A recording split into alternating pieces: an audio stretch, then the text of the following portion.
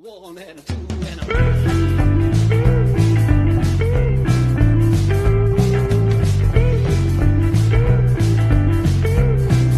long box funk.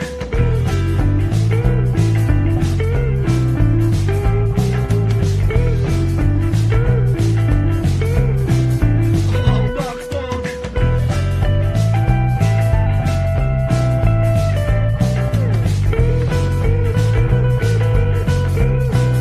Long box funk.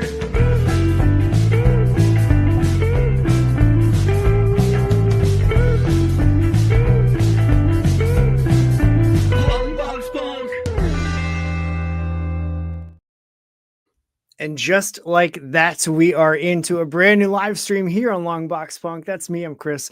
I am the Punk, and I'm joined on this fine Sunday afternoon by Marvin Wynn. Marvin, thanks for hanging out with me today. I appreciate you making some time for me. Always fun to share an afternoon with fellow comic book enthusiasts. There's no better way, right? Right? My wife was like, "You're gonna miss the game." I was like, "Good. I would rather talk comics." I just look at the scores later. You won't miss anything. Right. I don't need to see every play. That's Right. totally fine.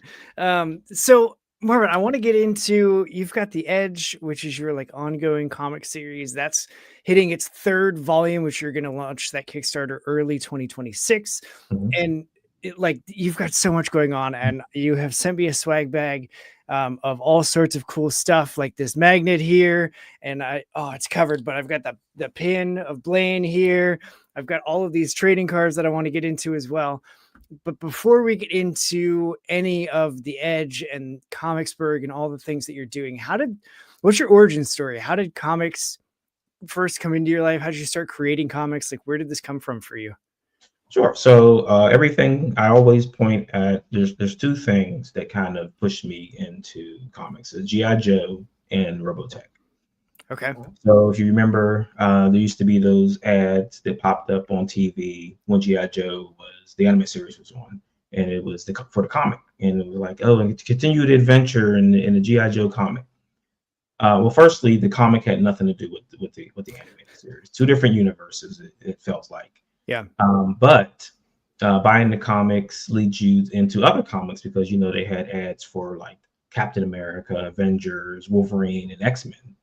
So you go from G.I. Joe to Avengers, Captain America, then into X-Men. And then from X-Men, you follow like Jim Lee to Image. And at that time, you're like thinking, oh, there's more than just Marvel and DC, and someone can just go and create their own comic book company.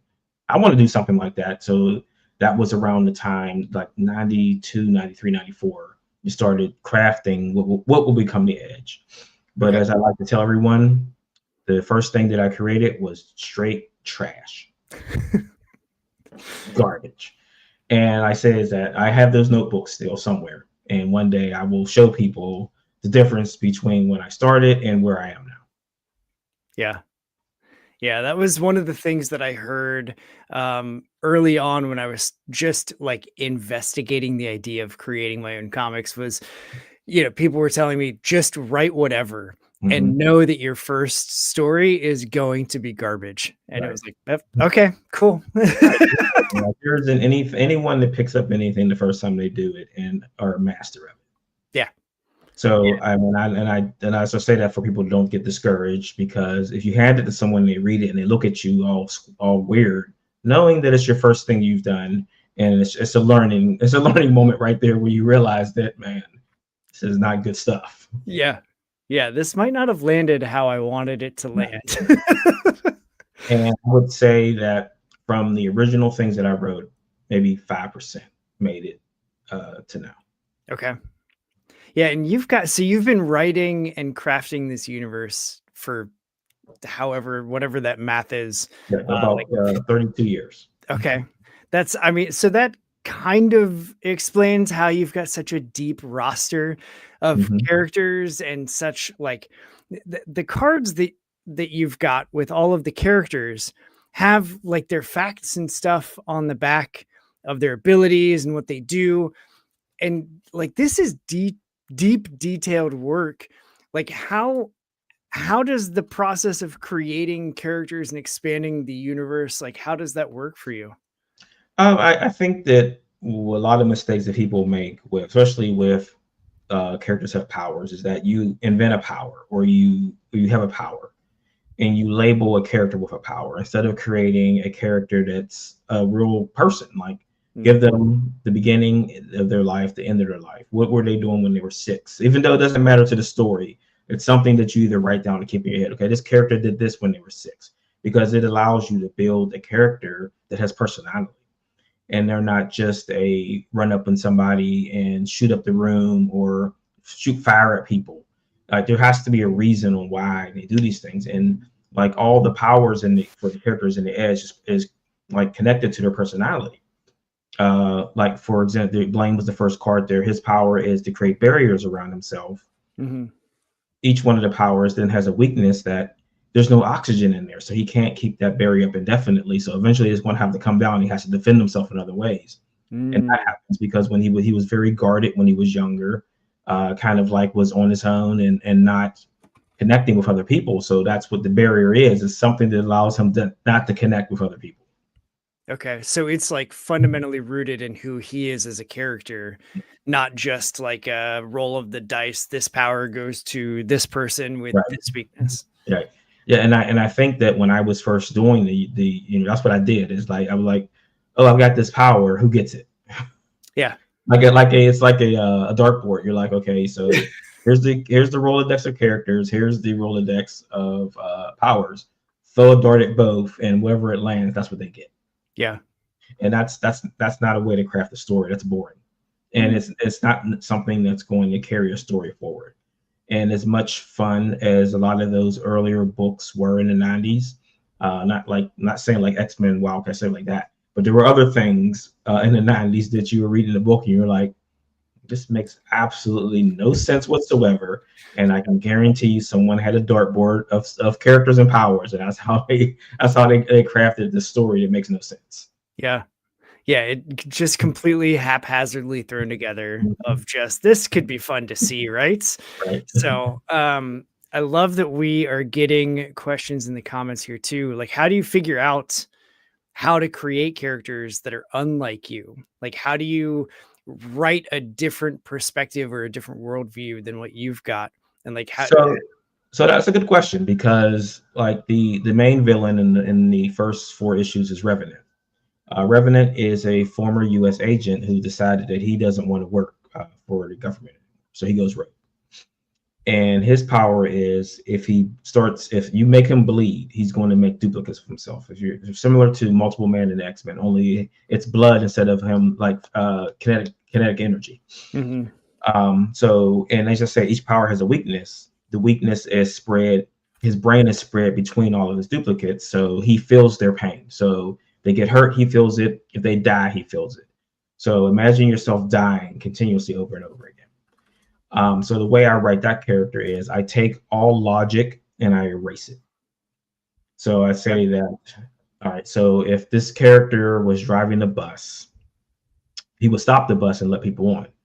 Revenant would drive on the sidewalk. So whatever the opposite thing is the right thing to do, I just take that logic and reverse it to him and say that this is what he would do in these situations. He would do the wrong thing at all times, no matter the consequence to anyone around him. He doesn't care. He's only about himself. So I think that that's where you kind of boil it down to. But then some of the characters, I kind of take my personality at different ages and write the character like that. So you just don't kind of like remove yourself from the characters. You kind of use some of your pieces in there to like fill the gaps. You're trying to fill. It's like in Jurassic Park when they were making the dinosaurs and they had a hole in the DNA structure, so they had to fix something else in there to continue the code. That's what you're kind of doing with a character. You take DNA that you have, you find that where the gaps are, and you fill something in there that kind of works for you. So that could be people that you know, people that you don't know, people in movies, people in TV, people in books that you read. But you're trying to take that and make something unique out of it so it doesn't feel like it's something else. That's a great way to put that too, with the Jurassic Park DNA. Because it's such an understood like movie in a reference. That's great. It feels like you've answered that question before. Well, I try to, like, when I do this, because I do so many of them, I try to switch it up. I haven't used that one before. That's a new Okay. one. You got a new one for me out of that one. All right. And each show, I try to introduce something new, so it's not like, oh man, this guy, he's talking about the same thing he said last time. Yeah. Click off. No, I want you to click around. I've got something new every time for you, so don't click away. Yeah, and leaning into that something new thing, like how do you continue to put, I mean, you've got volume 3 of The Edge coming up. Like how do you continue to have and like bring in new things so that it isn't some of the 90s flash and trash cut copy paste that we had? Like how do you continue to push outward from what you've already done? Yeah, I think that it's in the as fast as things move, and a lot of times it's what I'm reading helps to develop a story. In the next volume, starting with issue 10, we introduce a new character. His name is Kyron, and his job is he's been kind of unleashed to eliminate people with enhanced powers. He himself is an enhanced power person. So they're kind of like the people who hate the God's Thunder team hates people who have powers. So how do they counter that? They get someone with powers to do their dirty work for them. They can't do it themselves, so they have to get someone else to go and do their dirty work, and he has his own agenda. But like he's going around just he has a hammer, and he uses like nuclear energy, other kind of energy to power the hammer. So it's just things that like I've seen in movies and TV and say that, okay, I can use that. How do we interject this into The Edge?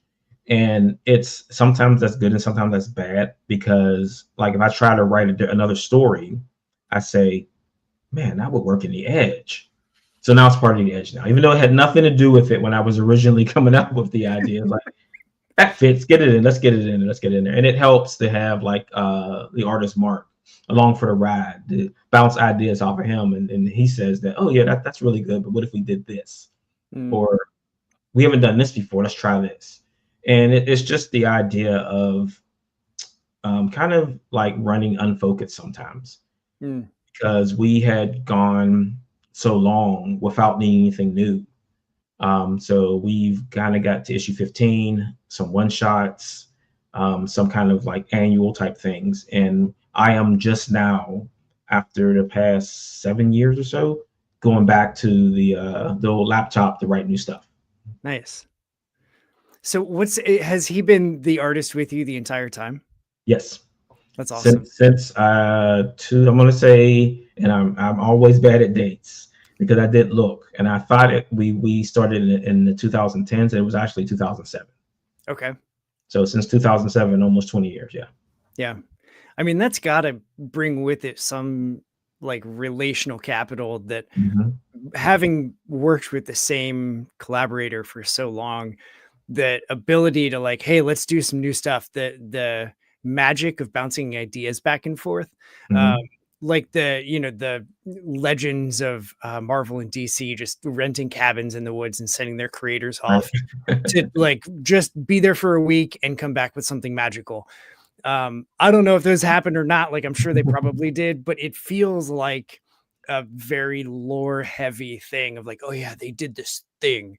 Right. But I would love to be just a fly in that room, because, you know, when I'm hanging out with my collaborator and we're on FaceTime or whatever, and we're just spitballing ideas and talking back and forth, like there's an excitement and there's a static energy to it. So having that relationship for so long, like do you still have that same excited energy when you get together with your collaborator of like, hey, let's make some new stuff. Let's tell some new stories. Let's create something new here. Do you still have all that for you?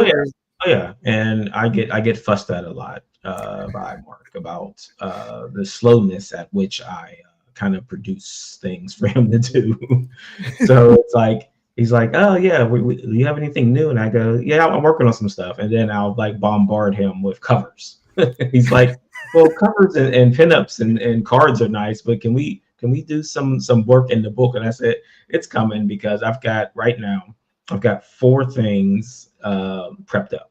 So I'm actually writing 4 scripts at one time, and the way I didn't used to do it like that, and I don't like doing it like that, because things start to bleed, and I have to kind of watch it, because some of the stories take place in the past, some takes place in the future, and I kind of get mixed up sometimes, and some side starts to bleed in. I'm like, wait a minute, that can't happen then, because this doesn't happen until now. If I do it Yeah. then it kind of erases that this happened. So now I have to go back and fix another issue. So like, focus.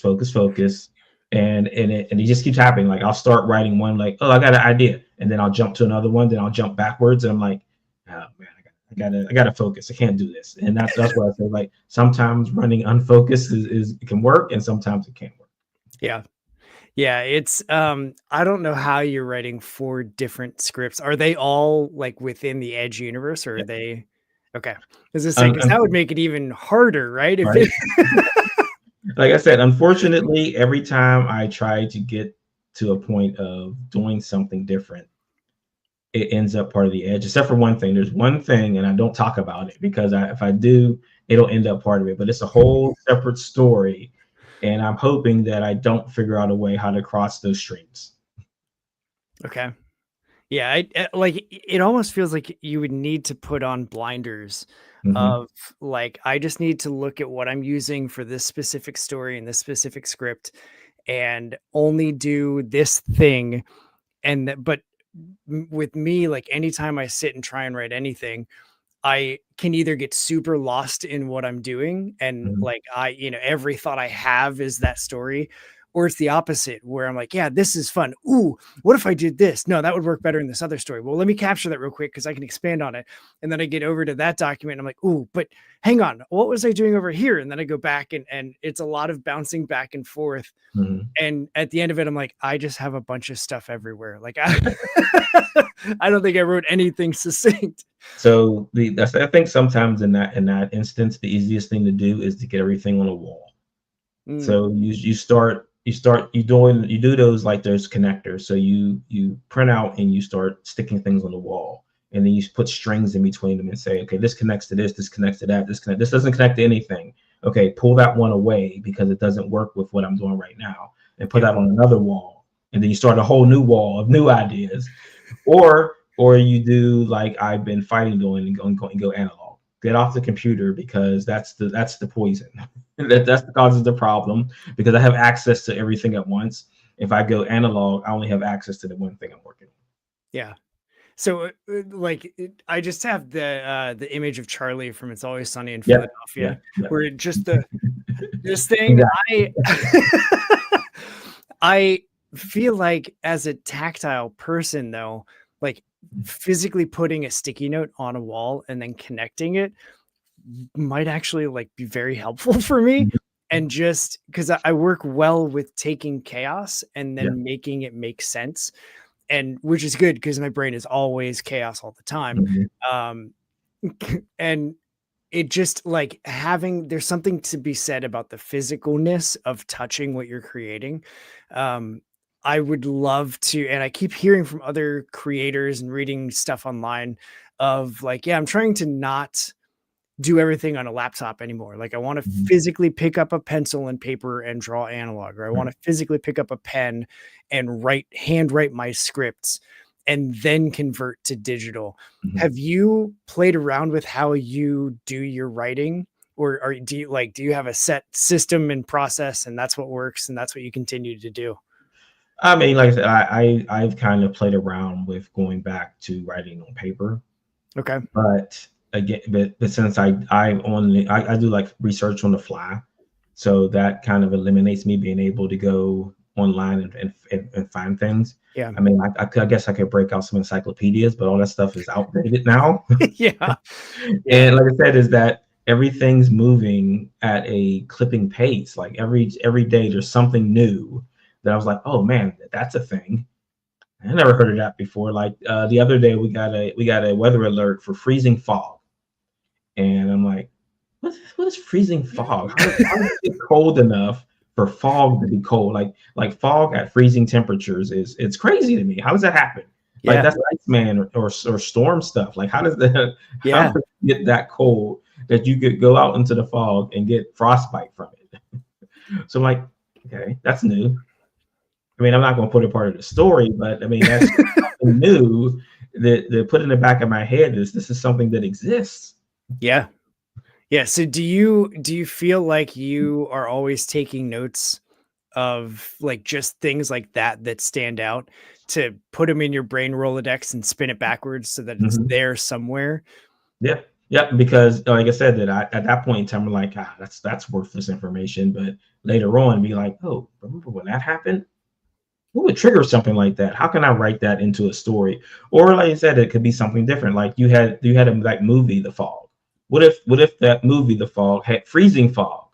So not Mm, only are there pirates in the fog, it's cold too. So now you've got two things you have to deal with. yeah. See, I'm thinking of like how would you weaponize that?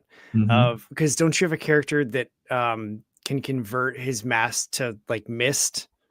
So Yes. what if you had like a cold or a temperature manipulating villain that could Hmm. freeze that mist, and then suddenly he's stuck half body, half mist, but the mist is frozen, and then what does he do from there? Right. Like that's that's a whole like that's a lot of fun to just play around with Hmm. of what the possibilities could be. Right. And that's why I encourage people to like do like emails to themselves Mm, of like interesting science stuff because like that's where I get a lot of ideas from a lot of like what's going on in the world of science today. What's happening right now? Like not what happened 20 years, what's happening now because like we've got so much better at gathering information and sharing it that there's things that you didn't know that you're like, okay, like you find out like try looking up a lot of the stuff like a lot of the animals that live around Chernobyl mm, and how they've been affected by the radiation. Like there's like things that I seen. It was like this. It's a big pile of like moss and it's radioactive, and no one can get close to this stuff to do any like testing on it because they'll just die. yeah, They'll get radiation poison. It'll burn through their suits. How lethal this stuff is. You're like, man, that's how does that happen? I mean, how does yeah, this like get to this point? Like these deformed animals, like they have like deer with gills. So like you're like, why does a deer need gills? What's it doing with these gills? Has to be doing that. Has to be some scientific purpose for this. And you're like, nope, it just happened because they got doused in radiation. Then you figure, okay, so if it affects humans and kills them, why are these animals still running around yeah, that haven't died from radiation poison? They just like mutated. yeah.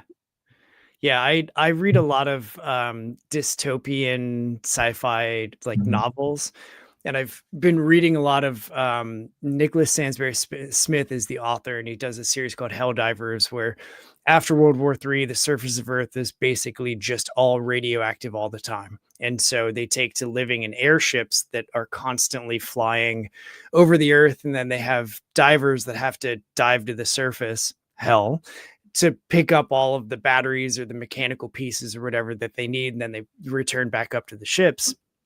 But he is a wizard when it comes to research and pushing things just far enough that you're Mhm. like, that could happen though. Like his science and research in that is so well done that as you're reading it, you're like, this is a completely fantastical story. And also, oh my gosh, I hope it doesn't happen because the way that he writes it is so real, and it's based in fact. And Right. like that's the thing that always inspires me is how does a writer pull something off that as I'm reading it, I have zero doubts that it's happening, Yeah. right? Yeah. Like it's totally believable, even within the realms of whatever world or story that they've created. Like, so when you're writing, are you thinking about stuff like that, or do Mhm. you like write for like how do you start your story? Is it character based, like I'm going to put this character through XYZ? How do I do that? Or is it like how do you approach a story arc? Well, I kind of like put the characters, like you said, through XYZ and make them part of the world because I want everyone to come back to the story for the characters. Hmm. And what you were saying about the science stuff, like that works because you make believable characters. If the characters aren't believable, the setting's not believable. So if I make characters that people are like, oh man, I really like this character, man, I want to see what they go through, and you throw in that science or pseudoscience in there, and you're like, well, the character makes sense, so I guess that could happen.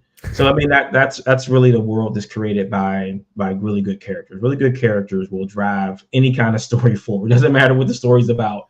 If Yeah. people are following the characters and can connect with the characters, you can have anything in the world happen and it makes sense. Mm, okay. Now, do you work with an editor to help like keep character forward, or is that all something that you and the artist do together to make sure that you're always in the same voice that you should be and all those things? Right. Yeah, and that's between both of us. And I kind of have over the years developed a method of stepping outside to edit my own stuff. Mm, So I mean, and it's not an easy thing to do, and most of the time I would caution people against doing it because you wrote it and you don't see anything wrong with it. I yeah. write something, and as I said, that when I can tell that something I wrote is trash, that's how you know that you can kind of go back and pick apart your own stuff, because Mm, I've done it with almost every issue. I've picked it apart and said that doesn't work, get rid of it. That doesn't work, get rid of it. I've thrown out like scripts completely because I didn't like the path that it was on, because it didn't feel like the characters were grounded enough in the story. okay. Yeah, I'm currently going through.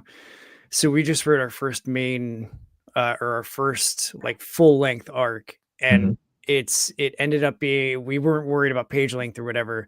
It ended up being like 88 pages. And it was like, we got to trim some of this down because I want to make sure pacing matters and every page and every panel moves the story forward. Hmm. And so we're currently trying to go through and do the like what's fat that can be trimmed.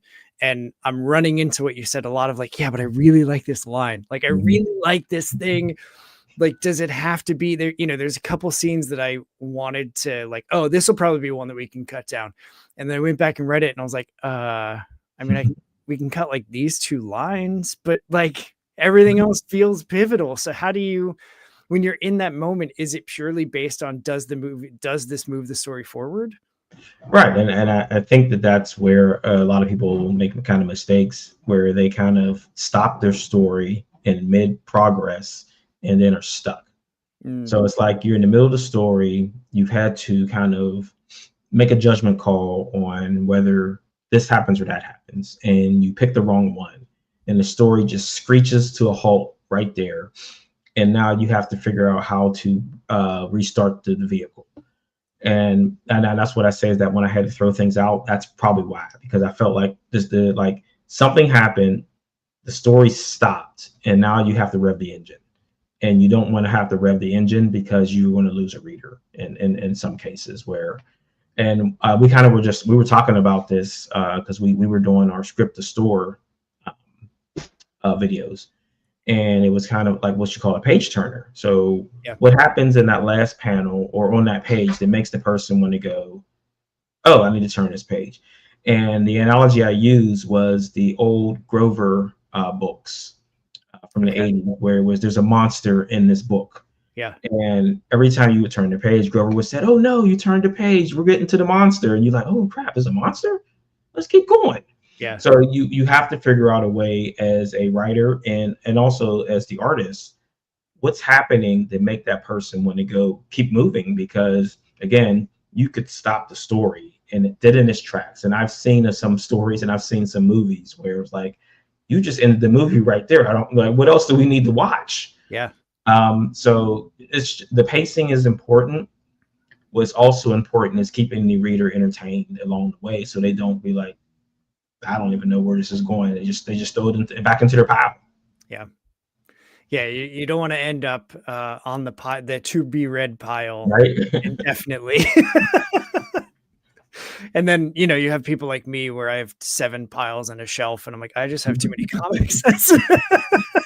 I don't think anyone's got me beat right now. So I've been stacking up Kickstarter stuff for the past 6 years, Okay. and Yeah. every year, because I get like I work at a university, so I get the winter break with the students. Okay. And they're like, all right, this winter break, I'm going to crack open all these packages, and we're going to take a look at what I have.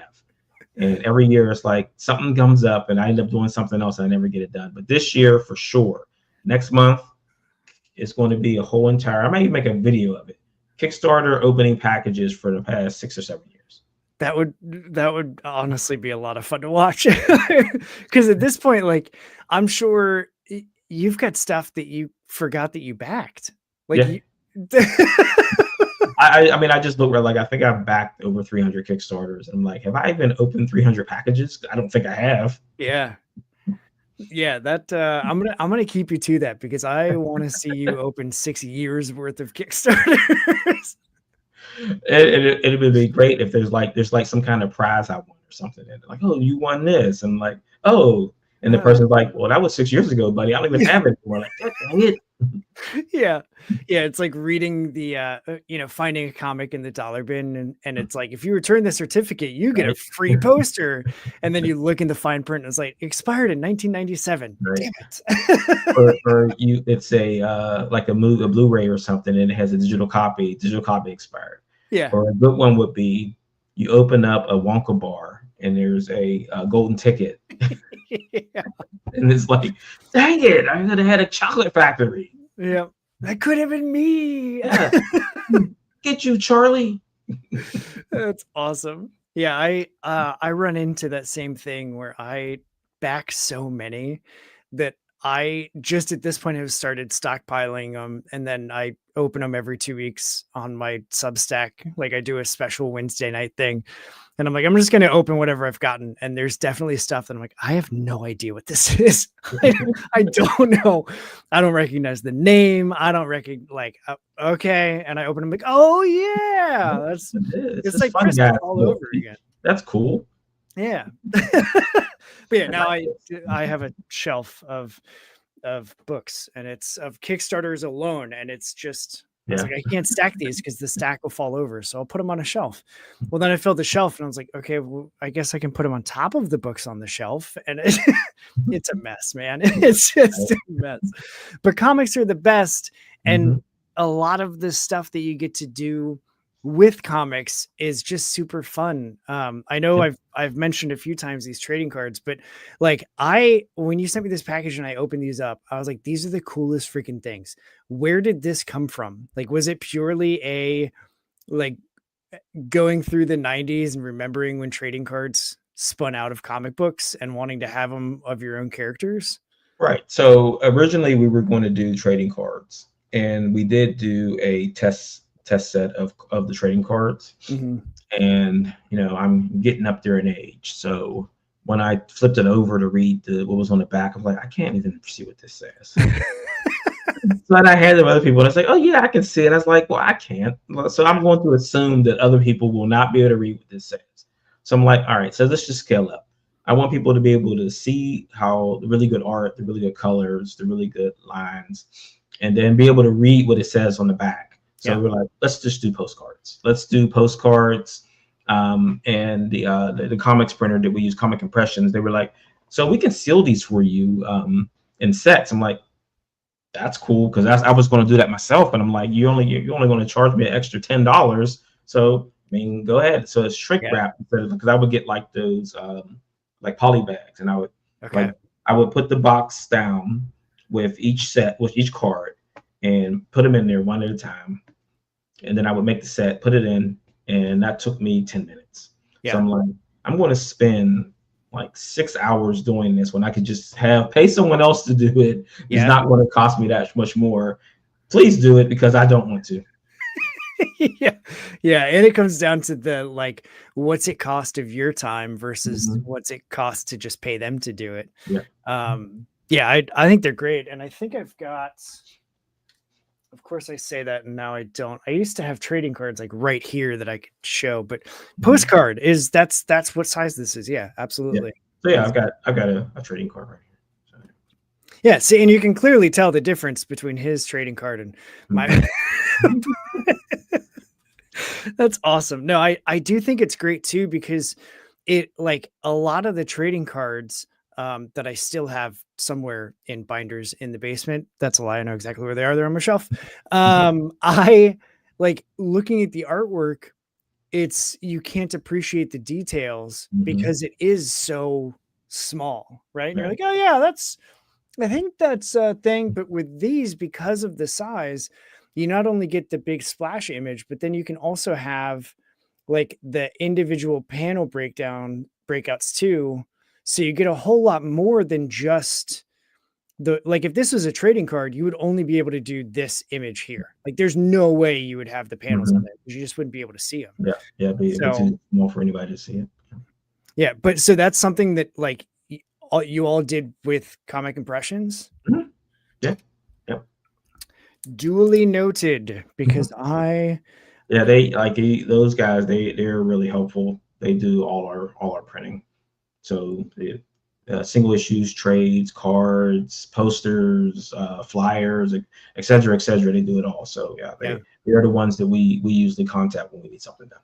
That's awesome. So speaking of Kickstarters and knowing that you've got volume 3 coming up, is this next campaign, is it for a collected trade of issues 10, 11, 12, 13, or is it like, is it individual? Is it the start of individual It's going to floppies? be both. So I, like, in each one of them, I give the option of getting the single issue. So you'll be able to get single issues of volume 1, 2, and 3. And it's issues 10 through 14. So it was originally 10 through 15, but I decided I couldn't find a good break between 14 and 15. So it's going to become 14 is going to be a double size issue, and then issue 15 will go to volume 4. Okay. So yeah, so you'll be able to get all 3 trades, and then if you want the single issues, you'll get those 2. And then I always sprinkle in like variants just for Kickstarters and the covers and the singles also. Yeah. And we're actually just Mark just gave me the art for a variant cover for volume 3, so there'll be another cover available also. Okay. Now, does Mark do all of the variants as well, or do you like commission other? Okay. That's there's 1 or 2 artists that I really want to get variants from. Hopefully, it's been 6 years or so. Brett Booth. I've been on his list to get a commission for like 6 years, and he finally is almost to me on the list. So hopefully I'll have a cover from Brett Booth. Nice. And the other one was Art Fiber. Those are the 2 that I'm really interested in. There's been others along the way, but I mean, I would just rather like Mark do all the art. I don't like. I'm a fan of variant covers, but I'm not really that much of a fan of having different artists do art, because it's kind of like, oh, we've got this cover and it looks like this, and then the art looks different inside. Yeah. So I mean, to each their own on that one. If you like that, that's fine. But it's something I really didn't really care for over the years. Yeah. That's how I have kind of always felt about variants, is like, I want the cover to reflect the story inside. And if you want to show off a different artist's take on the characters and stuff, just make it as a pinup and like give that to me either as like a poster or just put it in the back. You know, like that's because I feel the same. I don't understand like the a bajillion covers, you know, just to collect it. And it's like, you're only going to read one. Like, but again, to each their own. There's a market for everything, and clearly they sell because there are people who do chase cover artists, and like we make those kind of things available every once in a while, but it's not something that I'm really chasing. I mean, we're doing like slab books with expert grading services, and we'll have some of those available in the Kickstarter also. So, I mean, for people who like that kind of stuff, like my thing is, if someone wants it, then we'll make it. But if people don't care about it and it's not going to sell, then we won't do it. Yeah. Yeah, that's smart. And that's also like meeting potential readers and fans where they are. Like if you want to do that, cool, here it is. Because it was something that I didn't think about until after we ran our first campaign in June of like, we only did shipping domestically. And then I had a couple Canadian friends reach out like, hey, I would love to get the physical copy. Like, I know shipping sucks, but like, I want to support you guys in the story and I want to have the physical book. And after the fact, it was like, don't say no for people. Like, you can make it available. And if someone international is willing to pay the $27 or whatever for international shipping, like, they'll pay it. Don't assume that they're not willing to do that. Right. And I was just like, oh, because we just were like, that's way too much money, like for a $5 comic. Like, there's no way. But then after the fact, I was like, maybe we should have. Yeah, So, I feel bad sometimes, but I have to. I want to make sure that they're getting their money's worth. So it's like, okay, so to make sense, you have to order this much. Yeah. Like, I'm not going to ship a $5 book to you and charge you $30 for shipping. Yeah. That's insane. And I wouldn't like. I'd rather just meet you at the border or something. Like, here, I'll hand it to you over the border or something, because that's probably cost almost the same in gas. Yeah.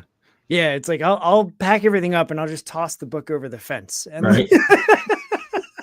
And you make sure you get to it before someone else does, because I like once it goes over the fence and hits the ground, it's on you. Yeah. I love it. So for those that aren't familiar, like, tell me this. I realized halfway through this, we've been talking all about process and not about the story that you've created. So like, what's the Edge? What's the team? What do you got going on there?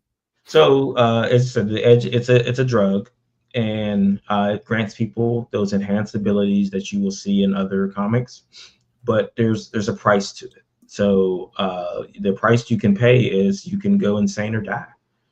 And it's final. I mean, it's the final thing of one of some things that happen in this book is that each one of these characters are going to taste something that they don't like eventually. And we like to play in those consequences of these powers, even though that they're not misusing the powers in any way. It's just that it's just not something the body can contain. In this kind of universe, the body can't do what these powers want them to do. I don't feel like that someone should be able to shoot lasers from their eyes without consequences to their eyes. Yeah. So we do have a character that's partially blind by using their powers. We have a character who can walk through walls like Kitty Pryde. I don't think that that's something that should happen. So the power turns off halfway through. Their leg gets caught and it has to come off because it's now molded into the wall. Yeah, there's no coming back from some things like that. Yeah. So it's things like that, and that's the kind of world that we've created. Is that there's these things that you can do aren't a good thing, and it's probably best you don't use them. So where did that idea come from initially of like having powers, but then having consequences as a result of those powers? I think it's just the reading superhero comics like most of my life is that I don't feel like that these things should have some kind of after effects to it, like shooting webbing through your wrist. That should hurt. Yeah. It should be very painful, and there should be some medical problem with you being able to create that inside your body. It's not normal. Body doesn't do that kind of stuff normally. So it's kind of forcing the body to kind of mutate into things that it doesn't want to. So I mean, it comes from like movies and TV and like more or less horror movies, or more or less like body horror movies, where some I will use like the Fly as an example. Okay. The remake. Yeah. Of how that turned bad for that guy. It wasn't anything like, it's like, oh man, I feel great and I can walk on walls and this, and then all of a sudden his body starts falling apart. Yeah. That's the kind of stuff, because the human body is like, it's trying to reject those things, right? It's like a disease, right? It's trying to cure itself. Yeah. So to do that, it says that, well, we need to get rid of that arm and that leg, because these are the things that it feels are infected. That's awesome. I like the even as I was reading some of the cards, I was picking up on that of like, oh, she's wearing a darkened visor because her sight has been damaged by her powers, and Mhm. the guy with the swords like has the permanent scars from the first time he touched the swords. Mhm. And like I immediately was like, oh, there's there's ramifications for these things, Mhm. which only draws me in and makes Yeah. me want to read to know like what else is happening. And pushing it, because I am a huge horror fan, and so Mhm. like pushing it further into the body horror realm of like, well, what else is he doing to people? Like, what are the other powers doing to the people Right. that are trying to manifesting them or having them or dealing with them? Right. Um, And if people really like the old body horror thing, I would say I think it's issue 11, page 3. You'll see something and you'll be like, holy crap, this guy's really into that body horror stuff. I love that you have that very specifically. Yeah, yeah. Because we actually were talking about it recently when issue 11 came out, and I'm like, I want everyone to send me an email when they get to that page and tell me what they thought about that. That's awesome. And they got the emails, and they're like, "You're disgusting." I'm like, "I'm sorry. I'm I sorry, but apologize, also, but this is the story we're telling. I'm sorry." yeah, that makes me think too. Like, are there things that as you've been writing, like where the story ends up or where a character ends up surprises you or is different from where you initially expected, but so like it you still have to keep it? Because I know you mentioned like, yeah, I don't like where this thing ended up, so I just scrapped it.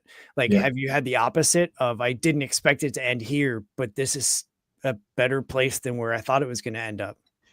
In some ways, with a specific character where we kind of take them off the board. We do bring them back, but we kind of like, because originally I was going to eliminate Revenant. Originally he was going to get it, and people were like, "Oh man, I really like this guy," and I'm like, "Dang, that's not what I was going for when I wrote this character. I wasn't going for him to become popular." Yeah. And it's kind of reminding me, like, how like a Harley Quinn became popular. Yeah. So Harley Quinn is everywhere now, and I'm like, okay, so you guys like Revenant, so I'm going to take him away from you. You're not going to see him for a while, and when he comes back, he's going to come back a little bit different than he was before, because now he's kind of got a taste of freedom. So he wants to play games, and he wants to get into the mix and be like, I'm going to make things happen the way I want them to happen. And I mean that's not like the character wasn't supposed to end, because he was supposed to end, and it wasn't anything that I thought that, okay, I'm going to make this character more unlikable because people like him. Yeah. Yeah, that leans into the I don't know if you're a pro wrestling fan, but like Mhm. having heels that are so much fun to hate that you Mhm. end up liking them Yeah. anyway, even though they're constantly like telling you to shut up. And Mhm. like those things I love. I'm such a bigger fan for a good heel than I Mhm. am a baby face, and so I always am rooting for the heels, because I just like Mhm. there's something fun in it. Feels like that would be more freeing because Right. you can say whatever and get away with it Yeah. because you're a heel. Right. And So if that was the whole entire idea behind the NWO. That was the whole entire thing. These guys are the baddest of the bad. They're going to come in here and beat up all your heroes, Yep. and then you're going to start cheering them. And I can guarantee you, the writers on that show was like, "What is going on right now? Like, they're beating up Sting. That's not a good thing. He's the hero. Why are you cheering Sting getting beaten up?" Yeah. Yeah, I was not cheering when they were beating up Sting, but anybody else, and I was all about it. But I like that even tracks into my comic reading too, is I like anti-heroes. I Mhm. like villains. They're just more, for me, they're just more fascinating. Like Mhm. it's to me, writing a good villain that you can understand but also root against Mhm. is way more challenging than writing a Superman type character of like, oh, Yeah. he just does whatever the good thing is at that time, Right. every time, Yeah. all the time he's good. Or Captain So America. yeah, like how do you have that experience, or like how do you get past that when you're writing? I So- think that I can get around that because I kind of give all the characters a little bit of gray. okay. I don't have that. I won't say morally outstanding character. I don't have a Captain America or Superman type character. Actually, I have a Superman archetype character, but he's a bad guy because he kind of is sick of it. Got it. He's sick of people calling for him for help. He's sick of saving the day, and he doesn't want to do it anymore. And he's like one of the most powerful characters, and he does nothing. He just sits there like, I had enough. I don't want to fly to the rescue anymore. It's every day someone's asking me to do something. I had enough. He just sits at home and does nothing. So, and that's how I would feel like a character like that, where you're constantly help me, help me, help me, help me, and eventually he's like, no, why? Yeah. You're just going to get in trouble again tomorrow. Yeah.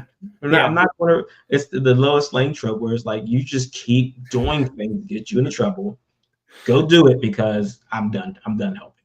Mm-hmm. So like I give the characters a little bit of grace, so then I don't have to kind of cross over to that Superman type Captain America character where I have to do the right thing because it's the right thing to do. But at the same time, that person is so goofy, they're just going to get themselves in trouble again. So let's let them figure it out because I'm busy. Yeah, that's cool. I like that you included. I mean, that goes along with the whole grounded thing anyway, of like, I would imagine there would have to be a day. There would have to be a day where Superman would hear somebody, help me, blah, blah, blah, and he's just like, no. Again? Like, I just saved somebody 2 hours ago.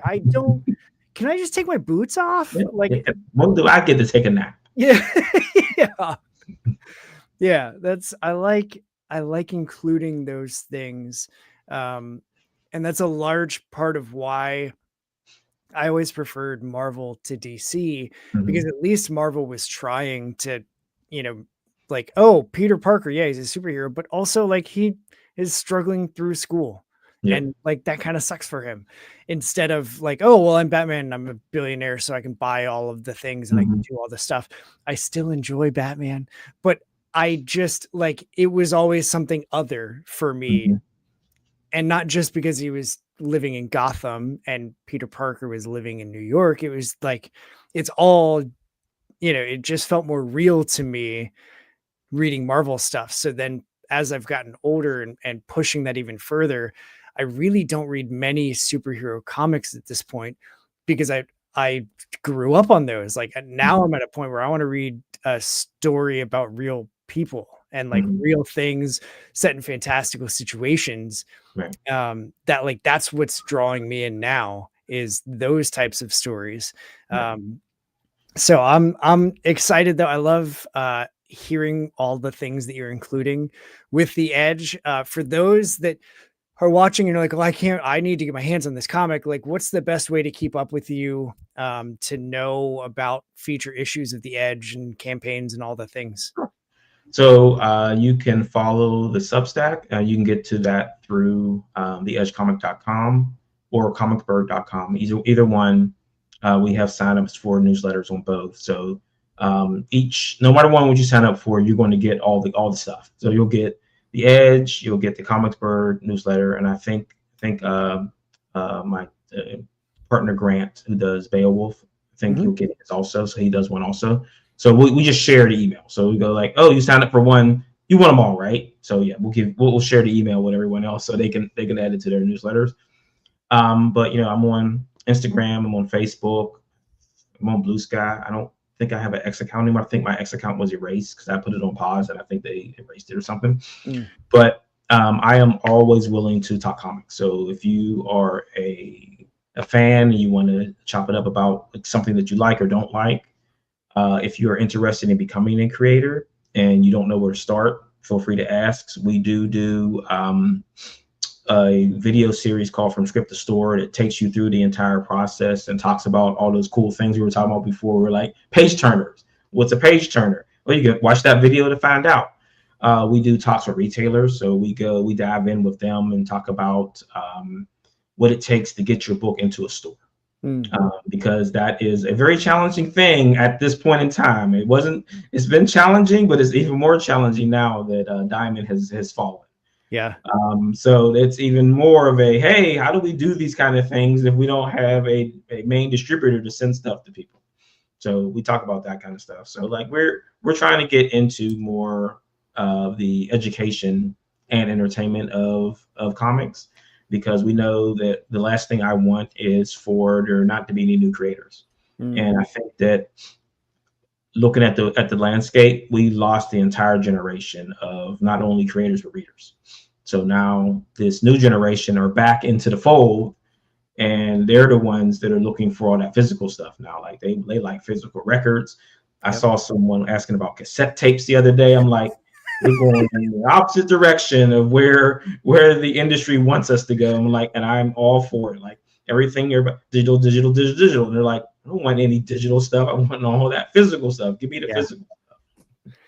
Yeah, it's definitely a resurgence that's happening of, like, I feel like we went so far into everything digital all the time that a lot of people were like, whoa, hang on, we had it good back here. Can we just go back? And like, it's definitely happening. And I mean, I'm the same. I back a lot of digital Kickstarters because I like supporting as many creators as I can. I wish I had the funds to do everything physical, because there's something about holding a comic. And I'm the one, no shame. I open comics and immediately just like, oh, that's it. Like, I gotta smell the comic. Like there's something about that just puts me in the mindset to enjoy it. So now, like, one of the things with Comics Bird that we do is that we branch into different things. So we've got an edge spice, like food spices. You can like sprinkle on your food. We've got coffee with Comics on Coffee. We're working with a soda company to come up with a custom soda for us. Okay. We're doing like barbecue sauces, hot sauces. Now you just gave me an idea to do a comic book scented candle. Listen, I have said for years, if someone can figure out how to capture the smell of both a comic shop, which would be like, paper, maybe a little bit of mildew, just a dash of BO, and the smell of the ink, like that would be the LCS candle. And then also, if you could figure out how to do like a 1960s horror comic that's been in a bag for 60 years, and that's why I love finding old pre-code horror books. Yeah, the stories are great, but like, man, they smell so good. But I would spend, if you figure that out, I will be the first person to buy all of your candles. Gotta get like old comic, new comic smell. Yeah, because they are.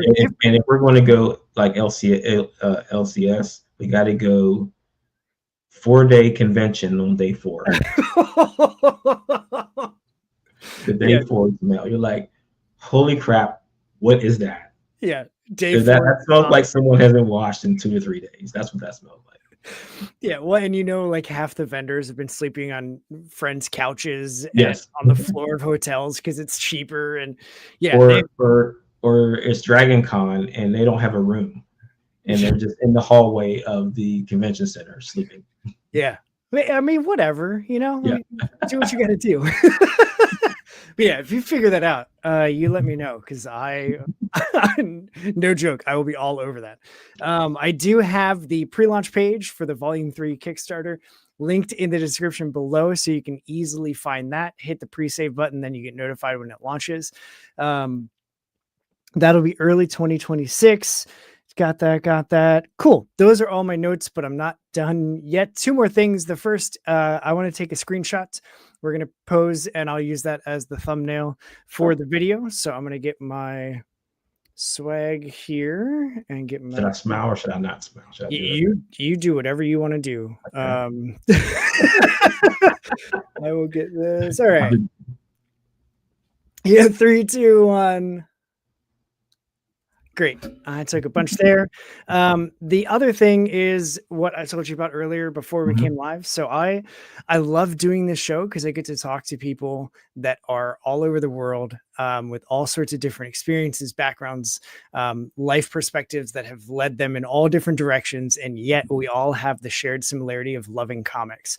So I like at the end of every episode to turn the floor over to the creators so that we can hear some of that perspective and some of that life experience. So if there's anything you want people to hear from you, it could be a sales pitch for like, hey, seriously, sign up for the pre-launch page for The Edge Volume 3.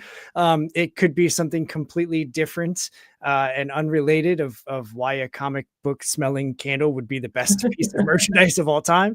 The content doesn't matter to me at all. I just want you to have some space to share what it is you want people to hear from you. So take the floor, my friend. Sure. So, I mean, I think that one of the things that is very important and something that we all should probably take like a few moments to realize is that never stop educating yourself. Like learn your craft, learn another craft, like learn something that has absolutely nothing to do with what you like or enjoy, because those are the things that are going to drive you forward in this world. Don't ever feel like that you know everything, because no one does. I don't. And that's why I have to do research, because I don't know what I think I know, and I don't know what I don't know.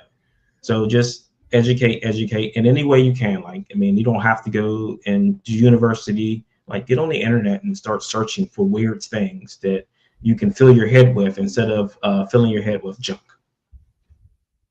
I love it. There used to be a website that I loved because you could put in what your interests were and things that you like wanted to know more about, and it would just shuffle the internet at random and present you with different websites or articles or PDFs or whatever. It sadly like got bought up by a bigger company, and then they completely changed it, made it disappear. But it was my favorite thing because instead of, I mean, it was also before everybody had social media all the time. Like 2008, 2009 is what I'm thinking. And I would just sit and kill time when I was in college in the computer lab, like on that website, just finding random stuff to read. Yeah. And I would love to get back to that. So thank you for sharing that, because No problem. you know what?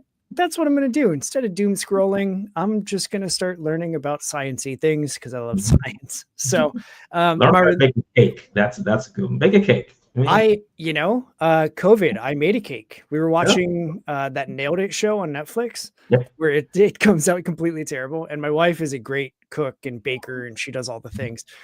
Me, not so much. I can make grilled cheese and macaroni and cheese and a ham and cheese sandwich. And like, that's it. And because I've been married to her now for 11 years, I've learned some things from her, but I was like, you know what? I'm going to try and make a cake. And I made buttercream, and I made the cake, and I baked it, and I iced the whole thing. And it was actually pretty good. But yeah, so that was I can say I've made a cake. Step outside yourself for a little bit. It's not going to hurt. Yeah, it doesn't. The worst that you can do is fail, and then you fail forward and just, pick yourself up and you do something else, right? Yep, that's exactly it. Marvin, I appreciate you. You. I had a great time talking with you. Thanks for just sharing all of your process and giving us a peek behind the curtain of Comicsburg and The Edge. Hang tight. I got logistics for you. But for everybody else, thanks for adding questions and sounding off in the comments. I always appreciate that. Feels more conversational that way. And if you like this, hey, go subscribe to me on Substack and get notified when I do this more often.